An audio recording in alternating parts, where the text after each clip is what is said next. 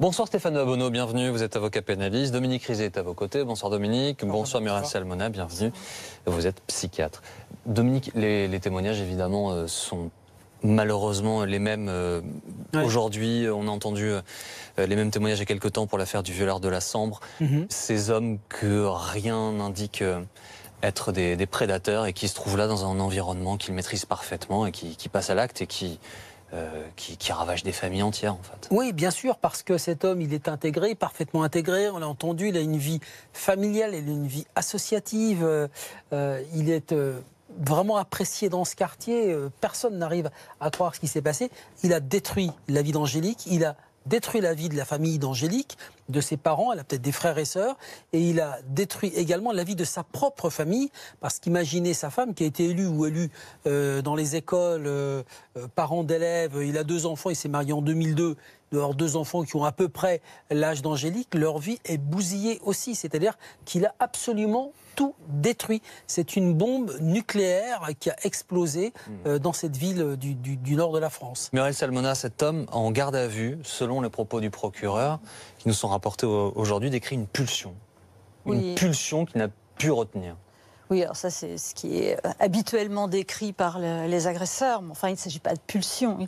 On peut parler peut-être de compulsion, de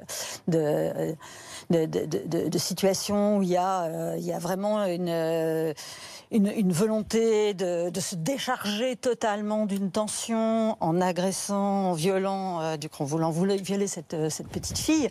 Mais il ne s'agit pas de pulsion sexuelle, hein, ça n'a rien à voir. Il faut remettre les choses. Il faut prendre bien garde parce que je trouve que c'est assez intolérable d'entendre les propos de l'agresseur rapportés de cette façon pour tous les proches. C'est absolument cruel et quasi insupportable parce que ce sont ses propos à lui, c'est sa façon à lui de justifier son passage à l'acte ou de l'interpréter, mais ça n'a pas grand-chose à voir avec la réalité de ce qui s'est passé.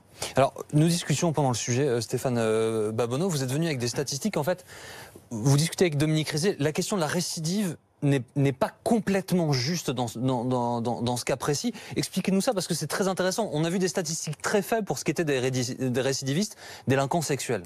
Oui, alors effectivement, il y a ce qu'on appelle la récidive au sens légal du terme, c'est-à-dire quelqu'un qui, après avoir été condamné une première fois, recommet une infraction dans un certain délai à la suite de cette première condamnation. Donc par exemple, dans un délai de 5 ans, s'il récidive une deuxième fois après une première condamnation dans les 5 ans, on dit qu'il est récidiviste. Mais s'il recommence au-delà des 5 ans, selon les cas de figure, il n'est plus en état de récidive, il est en état de réitération. C'est-à-dire qu'il ne risque pas le double de la peine ou une sanction plus élevée du fait qu'il recommence quelque chose, la même infraction. Alors si on est sur des simples statistiques de la récidive, effectivement, d'après les chiffres du ministère de la Justice, on a un taux de récidiviste en matière d'infractions sexuelles qui est de l'ordre de 6,3%. C'est pas énorme. Mais si on inclut en plus les gens qui sont en état de réitération, et c'est le cas de ce monsieur qui recommet une infraction 20 ans plus tard, donc il n'est plus en état de récidive, mais il recommence pour autant, on dit qu'il est réitérant, on monte sur des statistiques qui là nous amènent effectivement pour 2016 à 12,7%. Donc quand on prend les récidivistes plus les réitérants, on a effectivement un taux de 19% qui est assez élevé. Mais ça c'est pour les infractions sexuelles dans leur ensemble, c'est pas uniquement les viols. Est-ce que si j'ai bien compris, ça veut dire que quelqu'un qui commet une récidive, il commet le même acte que la première fois, et quelqu'un qui est un réitérant, c'est quelqu'un comme lui par exemple, qui la première fois viole, et la seconde fois, viol et tue. Ce sont 2 choses différentes. Ça peut être toute infraction faite de nature sexuelle. Effectivement, la réitération, c'est-à-dire vous recommencez une infraction. Vous n'êtes pas nécessairement en état de récidive parce que ce n'est pas exactement la même. C'est pas la même infraction, c'est pas une récidive. Ça peut être quelque chose. La chronologie qui importe aussi, 5 ans, vous nous avez dit. Muriel Salmona, est-ce que le fait qu'il y ait une réitération, pour prendre le terme exact pour le coup, 18 ans après vous étonne? Non, ça ne m'étonne pas, mais ce qu'on peut dire, c'est qu'on ne sait pas ce qui s'est passé pendant 18 ans. On n'en a aucune idée. Parce que je veux dire, quand on parle de récidive, de réitération, c'est sur les faits qui sont connus. Je rappelle que pour les viols, il n'y a que 9% de plaintes, 1% de condamnation en cour d'assises. Donc c'est une impunité quasi totale. Et du coup, je veux dire, il peut se passer énormément de choses. Beaucoup de victimes peuvent être touchées, qui vont pas pouvoir parler, qui vont même être amnésiques des faits. On l'a vu même avec les Villefontaine, où sur les 8 victimes qu'on a retrouvées, il y en avait 3 qui avaient totalement, qui n'avaient pas accès aux événements qu'elles avaient subis. C'est pas pour autant qu'elles n'étaient pas totalement traumatisées. Donc on ne sait rien. On ne sait rien de ce qu'il a fait jusque-là. Donc on ne sait pas si c'est un événement très particulier qui a réactivé la mémoire traumatique de son passage à l'acte criminel 20 ans avant et qui l'a envahi et il a choisi de rejouer la scène pour pouvoir en fait se décharger d'une tension effarante avec une intention de le faire, ou si il est monté en puissance aussi depuis quelque temps. Ça, on ne peut pas le savoir. Là, pour le coup, la question de la préméditation va être centrale, Dominique Rizet, parce qu'il y a dans l'agenda de cet homme, les dernières heures avant le viol et le meurtre de la petite Angélique, des éléments qui sont un peu troublants. Hein. Oui, il y a des éléments qui sont troublants, mais est-ce que pour autant ils constituent des actes de préméditation? Donc, il est allé acheter dans un sex shop, je crois bien, quelque chose comme une pilule de Viagra, en tout cas un excitant. Donc, il est allé acheter ça. Mais la question qui se posera, parce qu'il aura un avocat qui va être un pénaliste comme vous, maître, qui pourra dire, mais attendez, prouvez-moi que cette pilule, il est allé l'acheter dans l'intention d'aller violer Angélique. Tout ça va être ensuite... Son épouse était absente. Hein. Absolument, son épouse était absente. Elle était partie avec leurs enfants dans le sud de la France. Donc tout ça, ça sera des éléments qui vont apparaître dans le dossier et ça va être aux avocats de discuter, aux juges d'instruction de prendre des décisions. Il faut trouver un élément en amont de cette phrase qu'il aurait prononcée. J'ai eu envie d'elle. Donc, lorsqu'il est passé dans le parc, il faudrait trouver un élément en amont de cela. Et un élément qui tient, un élément juridique. Alors, est-ce qu'il a fait des repérages? Est-ce qu'il y a eu une première approche? Est-ce que l'achat de cette pilule dans un sex shop constitue un acte de préméditation?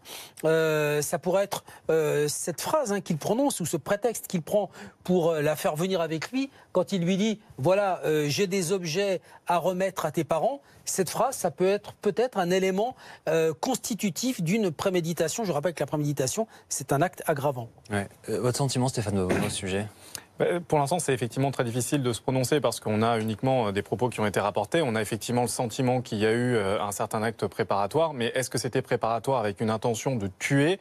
Ça sera l'enquête qui le déterminera. Et notamment, est-ce qu'au moment où il emmène la victime chez lui, il a déjà en tête l'idée de la tuer? C'est sur ça que ça va se jouer. Parce que finalement, la frontière est très ténue dans les actes préparatoires. On n'est pas obligé d'avoir fait ça pendant des jours et des jours avant. Ça peut être quelques heures avant. Mais également, on peut avoir préparé un autre crime qui n'est pas forcément un meurtre. Ça peut être tout simplement... voilà.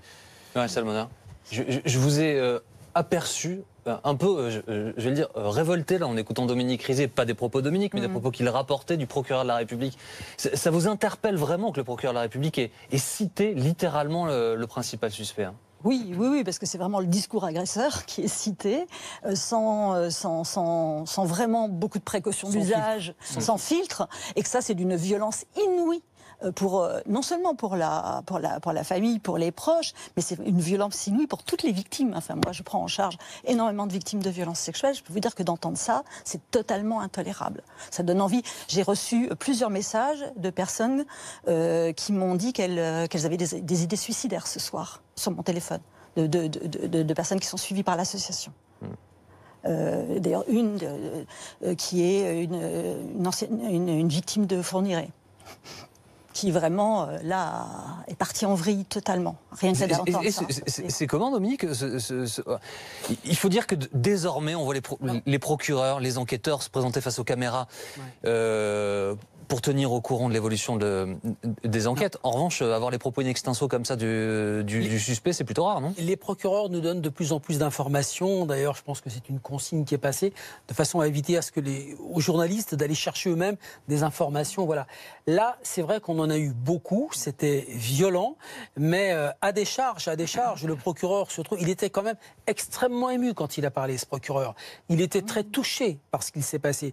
Il a commencé par le dire. Il a dit, découvrir une scène comme ça, découvrir le corps d'Angélique, nue, déshabillée à cet endroit-là, c'est difficilement supportable. Et ensuite, je crois qu'il a donné tout ce qu'il avait dans son dossier, y compris ces éléments, donc au moment où l'auteur présumé s'enferme dans les toilettes avec Angélique et où il y a peut-être des choses qui auraient pu être dites différemment, ou bon, mais encore une fois, à la place du procureur, je ne sais pas ce qu'on aurait fait en étant chargé de faire passer un si terrible, si épouvantable message. Stéphane Vauvenant. Oui, moi, à titre personnel, effectivement, j'ai tendance à être un peu choqué par la nature des détails et la précision avec laquelle tout ça a été donné. Il est vrai que le procureur, aujourd'hui, a la possibilité, il le fait de plus en plus, de mettre fin finalement aux rumeurs. Aujourd'hui, il y avait un message clair à faire passer. La personne a reconnu sa responsabilité. Il a tué effectivement la victime et il sera prochainement déféré devant le juge d'instruction. Est-ce qu'on avait besoin de savoir exactement comment se sont passées les choses dans cette salle de bain, d'avoir les détails, de savoir exactement à ce stade-là, c'est une personne qui est en train à peine de sortir de la garde à vue, je pense que ça n'était pas nécessaire. Éléments qui sont constitutifs du dossier, et alors, sauf que ce que je dis une bêtise, on se dirige vers un procès d'assises à huis clos puisqu'il s'agit d'une mineure. Donc, manifestement, ce type d'éléments sont censés rester dans le cadre du tribunal. Hein. A priori, le public n'est pas censé y avoir accès.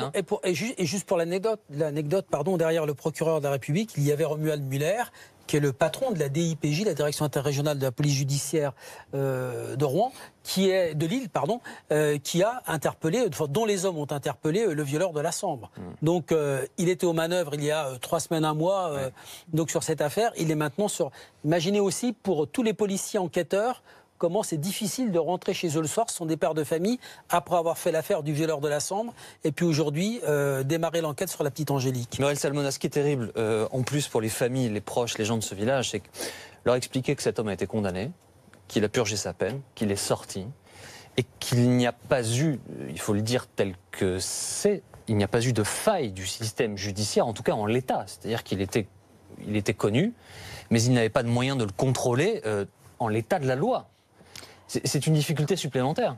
Oui, c'est une difficulté. Alors en plus, c'est vrai que c'était à une période avant des améliorations de la loi par rapport à la prise en charge des délinquants sexuels et des criminels sexuels. Donc il n'y avait pas eu d'injonction de soins. Donc c'est ce qu'on a appris puisque ça s'est mis en place plus tard. Par ailleurs, c'est vrai que les gens se préoccupent du fait qu'ils ont pu côtoyer quelqu'un qui était un criminel, donc qui avait violé déjà avec arme, enfin avec une mineure de 15 ans, donc avec des circonstances aggravantes, et se dire qu'on n'a pas su et que du coup les enfants étaient en danger. Ce qu'il faut savoir, c'est que on a énormément de situations, enfin où effectivement il n'y a pas réellement de protection de l'enfance parce que il n'y a pas de les signalements, les plaintes ne sont pas prises en compte suffisamment. Les 9% de plaintes, c'est 70% d'affaires classées sans suite. Donc, dans l'ensemble, la justice, quand même, peine à vraiment faire son travail. C'est un chantier colossal qui est en cours, évidemment. Merci beaucoup. Merci à tous les trois d'avoir été avec nous ce soir dans Grand Angle sur BFM TV. Nous reviendrons sur cette affaire, ces dernières informations, tout à l'heure dans Grand Angle.